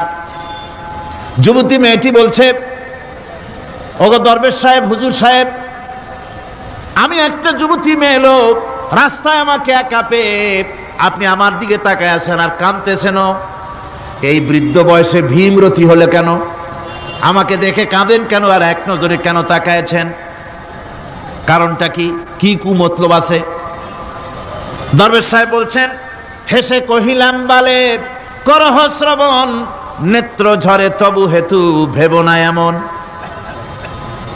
হে রূপসী মেয়ে, তোমার জন্য আমি কান্দি, একথা একবারও চিন্তা করো না। যে শিল্পী রচিল এই সুধাংশু বদন, তাহার তরে ঝরে নেত্র নয়নে জীবন। তোমার প্রেম পাওয়ার জন্যে তোমাকে দেখে লোবাতুর এবং কামুক হয়ে তোমার দিকে তাকায় কান্দি, একবারও ভেবো না। আল্লাহর কসম আমি কাঁদতেছি তোমার এত সুন্দর স্বাস্থ্য আর চেহারা যে আল্লাহ রাব্বুল আলামিন বানায় দিলেন, না জানি সেই আল্লাহ কত সুন্দর। যার সৃষ্টি এত সুন্দর সে আল্লাহ রাব্বুল আলামিন না জানি কত সুন্দর। আল্লাহ পাক সেই সুন্দর আল্লাহ রাব্বুল আলামিনকে দেখার তৌফিক যেন আমরা পাই। জোরে কোন আমিন, আরো জোরে বলেন আমিন। আল্লাহ পাক বলছেন আমি সুন্দর করে সব তৈরি করে দিয়েছি। বুঝবে তারা যারা চিন্তাশীল, যারা গবেষণা করে। ইন্না ফি খালকিস সামাওয়াতি ওয়াল আরদি ওয়া ইখতিলাফিল লাইলি ওয়ান নাহার লাআয়াতিন লিউলিল আলবাব। নিশ্চয়ই যারা নাকি জ্ঞানবান, তারা রাত এবং দিনের পরিবর্তন, আকাশ এবং জমিনের সৃষ্টি ইত্যাদির ব্যাপারে, এই সৃষ্টি নৈপুণ্যতার ব্যাপারে তারা চিন্তা করে, গবেষণা করে। রাত এবং দিনের পার্থক্য মানুষের জীবনকে জীবন পদ্ধতিকে দুই ভাগে বিভক্ত করেছে, রাত এবং দিন। দেখেন আল্লাহর রহমত এবং কুদরত সব জায়গায়। রাত এবং দিন মানুষের জীবন চলার পথকে, জীবন পদ্ধতিকে কয় ভাগে ভাগ করেছে? দুই ভাগ। আল্লাহ পাক বলেন ওয়াজআলনাল লাইলা লিবাসান ওয়াজআলনান নাহারা মাআশা। আমি রাতকে করেছি শান্তির বাহন, রাতকে করেছি আচ্ছাদন, শান্তির বাহন, আর দিনকে করেছি রোজগার করার জন্য। দিনের বেলায় রোজগার করবে, কামাই রুজি করবে, কল কারখানায় যাবে, খেতে খামারে যাবে, অফিস আদালতে যাবে, কাজ কাম করবে। এ কাজ করে করে শরীরের ভিতরে ক্লান্তি আসে, অবসাদ এসে যায়। আল্লাহ রাব্বুল আলামিন বলেন আমি আবার রাত বানালাম। ওই রাতের বেলায় মানুষ যখন ঘুমায় যায়, এই ঘুম তার সমস্ত অবসাদ আর ক্লান্তি দূর করে দিয়ে সকাল বেলায় আবার তাজা মানুষ করে সমস্ত একেবারে পরিপূর্ণ কর্মক্ষম একজন মানুষে তাকে পরিণত করে দেয়। রাতটাকে আচ্ছাদন করে দিয়েছি, দিনের কোলাহল মুক্ত রাত। সূর্যের আলোর ঝলকানি, তীব্র আলো নাই, চিৎকার নাই, আওয়াজ নাই। রাতের একটি অন্ধকার চাদর পরিয়ে দিলাম এই পৃথিবীর উপরে। রাতের একটি অন্ধকার চাদর পৃথিবীর উপরে পরিয়ে দিলাম। কোলাহল মুক্ত পৃথিবী। এখন সূর্যের তীব্র আলো আর নাই। এখন আরামে তুমি ঘুমিয়ে যাও, ঘুমাও, আবার সকালবেলা উঠে তুমি কাজ করবে। আল্লাহ পাক বলেন আমি এভাবে ومن رحمته جعل لكم الليل والنهار لتسكنوا فيه ولتبتغوا من فضله।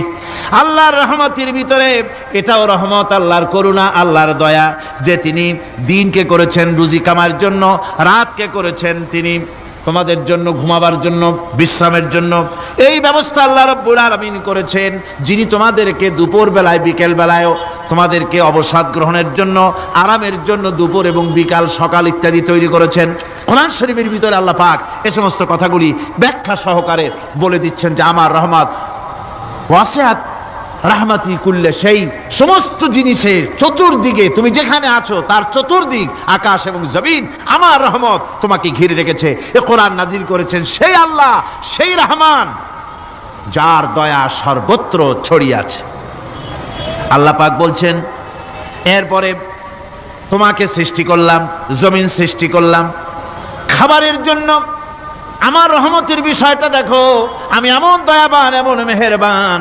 এবার তোমার খাবারের জরুরত হলো তুমি কি খাবে, সেজন্য এই জমিনে ফসলের ব্যবস্থা আমি আল্লাহ করেছি। জোরে বলেন সুবহানাল্লাহ।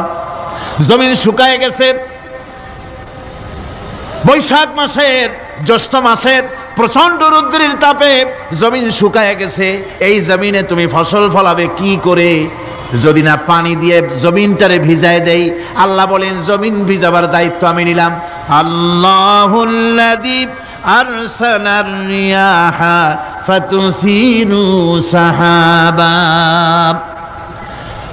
সমুদ্রের পানি, লবণাক্ত পানিগুলি বাষ্পীয় আকারে উত্থিত হয়ে যায়, মেঘমালায় পরিণত হয়ে যায়। বাতাসকে বলি এই মেঘকে টেনে নিয়ে যাও অমুক জায়গার উপরে। মেঘ চলে এলো। আল্লাহ বলেন ফাসুকনাহু ইলা বালাদিম মাইয়িতিন ফাআহইয়ানা বিহিল আরদা বাদা মাউতিহা কাযালিকান নুশুর। আল্লাহ পাক বলছেন বৃষ্টির পানি পড়লো, মরা জমিন জিন্দা হয়ে গেল। এই মরা জমিন জিন্দা হলো। এরপরে তুমি বীজ বপন করলে, ধান বপন করলে, গম বপন করলে, মাটির খাসলাত হলো সব পচায় দেওয়া। মাটির খাসলাত কি কথা বুঝেন না? মাটির ধর্মটা কি? পচায় দেওয়া। যা রাখেন পচে যাবে, লোহা রাখেন জং ধরে যাবে, পাথর রাখেন আস্তে আস্তে, এ ধরনের যেসব জিনিস রাখেন আস্তে আস্তে করে ধ্বংস হয়ে যাবে, পচে যাবে। ওই মাটির ভিতরে ধান এবং গম আপনার ফসল, আপনার খাদ্য, আপনার রিজিককে আমানত করে দিলেন। আল্লাহ পাক ওটাকে হেফাজত করলেন। এরপরে ওর ভিতর থেকে পাতা অঙ্কুরিত হয়ে বেরিয়ে এলো। এখন কেউ যদি বলে আল্লাহ যদি পানি না দেন, আল্লাহ যদি বৃষ্টিটা না দেন, তাহলে আমার অসুবিধাটা কি? আল্লাহ বলেন দেখো বৃষ্টিটা তো আমি দিলাম। বৃষ্টিটা কে দিলেন?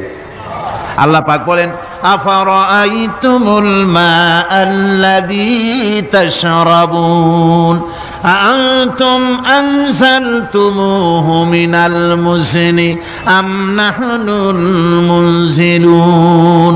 তোমরা যে পানি পান করো, আকাশ থেকে এই পানিটা কে বর্ষণ করে? তুমি করো না আমি করি? কে করে জোরে কোন? আল্লাহ পাক বলছেন আমি পানি বর্ষণ করি। সেই পানিটা এই যে বঙ্গোপসাগরের পানি, আপনাদের কর্ণফুলীর পানি, মিষ্টি না নোনা? কি পানি জোরে কোন? এই নোনা পানি আকাশে উঠলো। আল্লাহ পাক বলেন ইচ্ছে যদি করতাম লাউ নাশাউ জাআলনাহু জাজান ফালাউলা তাশকুরুন। পানি উঠালাম, নোনা পানি, ইচ্ছে করলে লবণাক্ত অবস্থায় অবতীর্ণ করে দিতে পারতাম, জমিনের ফসল সব নষ্ট হয়ে যেত। কিন্তু আমি নোনা পানি উঠাইয়া ওই পানিগুলিকে মিষ্টি করে আমি নাজিল করে জোরে কান সুবহানাল্লাহ, মিষ্টি পানি অবতীর্ণ করে দিলাম। এখন মানুষ বলে আল্লাহ পানি না দিলে কি হইতো? আমাদের খাল আছে, বিল আছে, সাগর আছে, নদী আছে, পুকুর আছে, হাওড় আছে, টিউবওয়েল আছে, ডিপ টিউবওয়েল আছে, আল্লাহ বৃষ্টি না দিলে তো কি হয়ে গেল আমাদের? আল্লাহ পাক জবাব দিয়েছেন, কুল আরাআইতুম ইন আসবাহা মাউকুম গাওরান ফামান ইয়াতিকুম বিমাইন মাইন। বলো দেখি, সবে শুকাইয়া যদি যায় এই জমিনের পানি, তাহলে হেথায় তটুডির ধারা কে দিবে সবারে আনি? টিউবওয়েলের পানি, পাতালের পানি, দরিয়ার পানি, সাগরের পানি, হাওড়ের পানি, বিলের পানি সব যদি আমি আল্লাহ শুকায় দেই, আমি আল্লাহ ছাড়া এমন কোন শক্তি আছে যে মরা গাঙ্গে নতুন করে পানির জোয়ার এনে দিতে পারে? আছে কেউ? কেউ নাই। আল্লাহ পাক বলেন, দেখুন আমার রহমত, এভাবে করে আমি পানি দিলাম, বৃষ্টি দিলাম, এবার গাছ উঠলো, বীজ বপন করছিলাম, গাছ উঠলো। আনতুম আনশাতুম শাজারাতাহা আম নাহনুল মুনশিউন। মাটি থেকে এই গাছকে কে উদ্গত করে দিল? হয় বেটা, কে দিল? তুমি দিছো না আমি দিয়েছি? কে দিয়েছে? জোরে কর, জোরে চিল্লা এখন, কে দিল? আল্লাহ পাক বলেন, গাছ উদ্গত করে দিলাম, গাছ এবার বড় হলো। এই গাছ আল্লাহ রাব্বুল আলামিন এই গাছ তৈরি করলেন। এই গাছ শুধু আপনার জ্বালানি দেয় না, গাছ শুধু ফল দেয় না, এই গাছ মানুষের জন্য, গাছ হচ্ছে বন্ধু। মানুষের জন্য গাছ কি? জোরে কোন কি? বন্ধু। সেই বন্ধুরে জন্মের কাটা কাটবেন নাকি? এই গাছ তৈরি হচ্ছে। গাছ বন্ধু কি করে?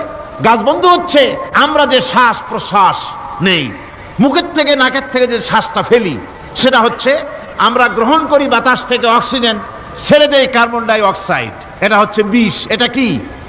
আমরা নিলাম পরিশুদ্ধ অক্সিজেন, নিলাম, ছেড়ে দিলাম এটাকে বিষ করে, এই বিষটা ছড়িয়ে গেল। এখন এই বিষ যদি আল্লাহ পরিশুদ্ধ করার কোনো ফ্যাক্টরি না বানাতেন, তাহলে পৃথিবীর সমস্ত প্রাণী মরে যেত। সুবহানাল্লাহ কইতে ইচ্ছে করে না? আল্লাহ পাক কি ব্যবস্থাটা করলেন! কোন দুনিয়ায় ফ্যাক্টরি নাই, মানুষ যে বিষাক্ত করে দেয় আবহাওয়াকে, সেটাকে রিফাইন করার ব্যবস্থা মানুষের কাছে নাই। আল্লাহ ব্যবস্থা করেছেন কি? আল্লাহ পাক গাছ বানায় দিলেন। গাছের সবুজ শ্যামল রং, ঘাসের সবুজ শ্যামল রং, তার খাদ্য হতেছে আপনি যেটা ছেড়ে দেন, আপনার জন্য যেটা বিষ, সেটা হচ্ছে তার জন্য খাদ্য। কার্বন ডাই অক্সাইড গাছ টেনে নেয়, সারা রাত টানতে থাকে অক্সিজেন থেকে, বাতাস থেকে সারা রাত টানতে থাকে কার্বন ডাই অক্সাইড, খাবার হিসাবে সে টেনে নেয়। আর দিনের বেলা যখন রোদ ওঠে, সূর্যের উত্তাপ আর গাছের সবুজ রং দুটোতে মিলে এক প্রকারের রন্ধন ক্রিয়া হয়, রাঁধা হয়। সেই রান্নার মাধ্যমে গাছের ভিতর থেকে গাছ আবার অক্সিজেন মানুষের জন্য, প্রাণীর জন্য ছেড়ে দেয়। সুবহানাল্লাহ। তো গাছ আপনার জন্য বন্ধু। একদিকে গাছ আপনার এই কাজ করলো, ফার্নিচার বানাইলো, ছায়া দিল, ফল দিল।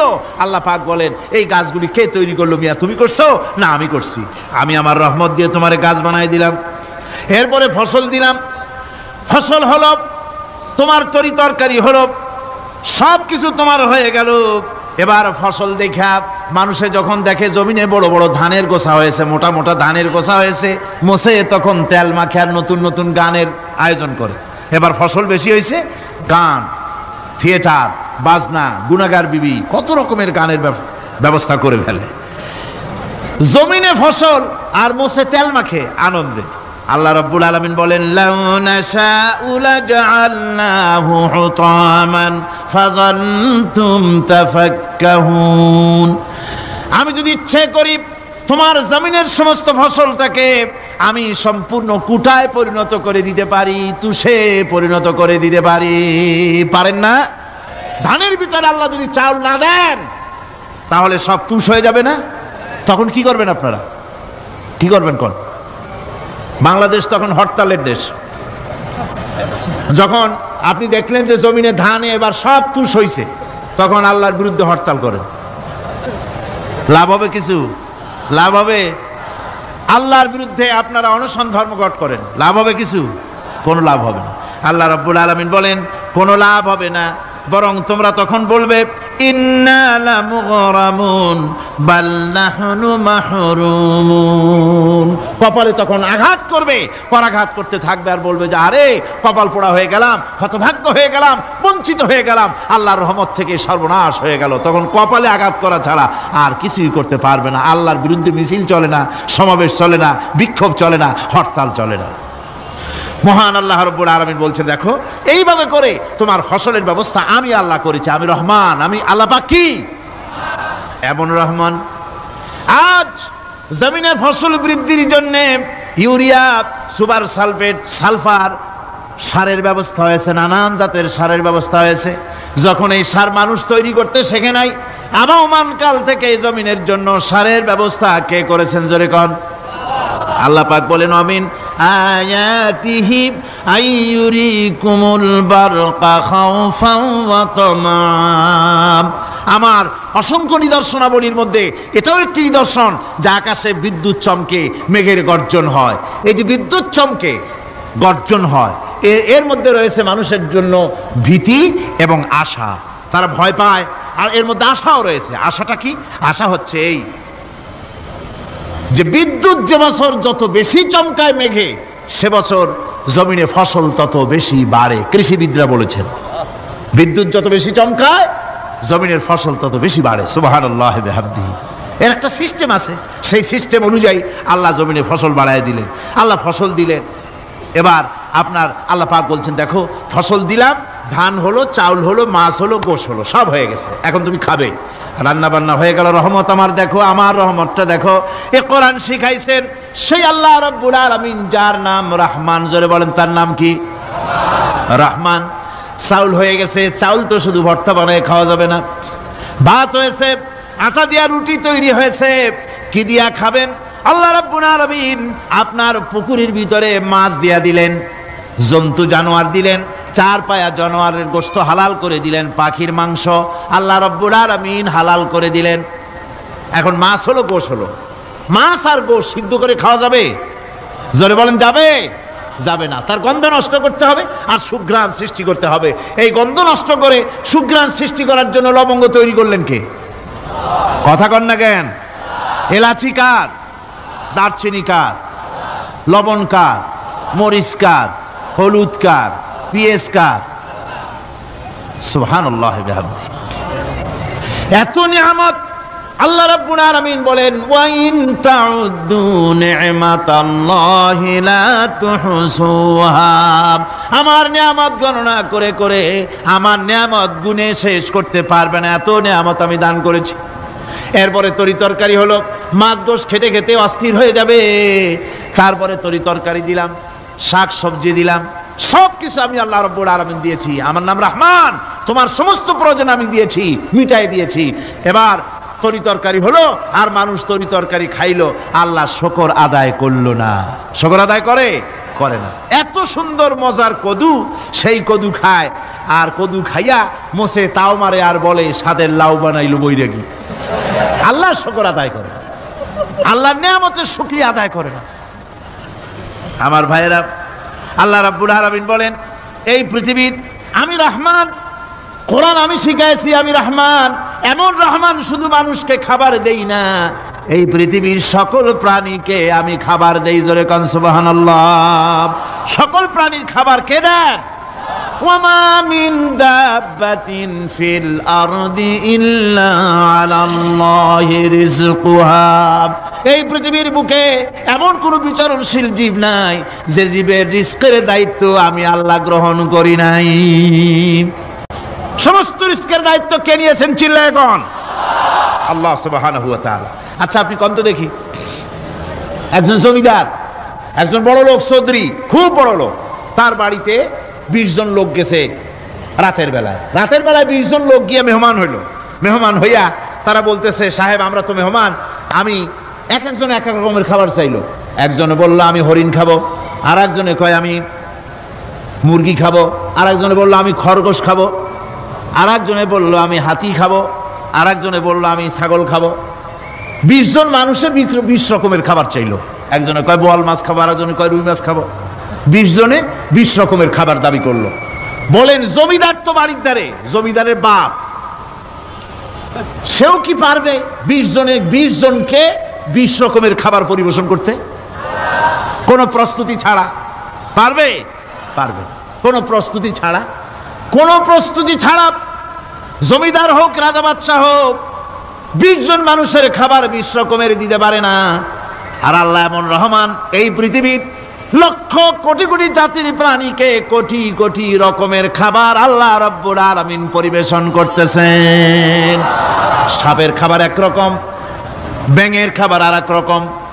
ব্যাঙে যা খায় সাপে তা খায় না, সাপে যা খায় ব্যাঙে তা খায় না। হাতির খাবার, গন্ডারের খাবার, ভল্লুকের খাবার, বাঘের খাবার, সিংহের খাবার, মানুষের খাবার, ছাগলের খাবার, মুরগির খাবার, মশার খাবার, সারপোকার খাবার, সমস্ত খাবার ভিন্ন ভিন্ন। আবার সমস্ত খাবারের মজা আল্লাহ রাব্বুল আলামিন আলাদা আলাদা করে দিয়েছেন। এমন রহমান, আপনার পেট ভরবেন শুধু স্বাস্থ্য বানাবার জন্য, পেট ভরে খাওয়া দরকারটা ছিল। আল্লাহ পাক দেখলেন যে না, শুধু পেট ভরলে তো এরকম খাইতে চাইবে না, তাই আল্লাহ রাব্বুল আলামিন জিহ্বা দিয়ে দিলেন যাতে করে মজা লাগে আর খায়। সব রকমের মজা, এক এক গোশতে, এক এক মাছে, এক এক তরকারিতে এক এক রকম মজা, না সব রকম মজা, সব একরকম মজা, ভিন্ন ভিন্ন রকমের মজা। আল্লাহ পাক বলেন আমি রহমান, দেখো আমি কিভাবে খাওয়াই। ওয়াকাইয়্যিম মিন দাব্বাতিন লা তাহমিলু রিজকুহা আল্লাহু ইয়ারযুকুহা ওয়া ইয়্যাকুম। এই পৃথিবীতে এমন অনেক বিচরণশীল জীব আছে, যে জীবীরা, যে প্রাণীরা নিজের জন্য কোনো সঞ্চয় করে না, সঞ্চয় করে শুধুমাত্র পৃথিবীর মানুষ। আর পিঁপড়ায় কিছু সঞ্চয় করে। অন্যান্য বহু প্রাণী আছে যাদের কোনো সঞ্চয় নাই। কি বলেন, পাতিশিয়ালের কোনো ব্যাংকে অ্যাকাউন্ট আছে নাকি? না। শীতের মৌসুমে পাতিশিয়াল আইসা ব্যাংকের ম্যানেজারকে বলে না যে কয়েকটা মুরগি আনছি, আমার নামে একটা অ্যাকাউন্ট ওপেন করেন, বৃষ্টির সময় আমি যেন ওগুলো উঠাইয়া পাইকারি দরে খাইতে পারি।